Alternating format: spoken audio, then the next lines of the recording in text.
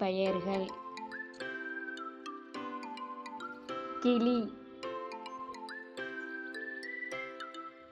வாத்து,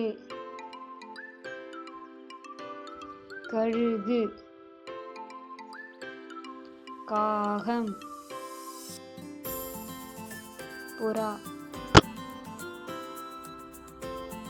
கோழி, ஆந்தை, மயில், அன்னப்பறவை, வௌவால், மீன்கொத்தி பறவை, பருந்து, சேவல்,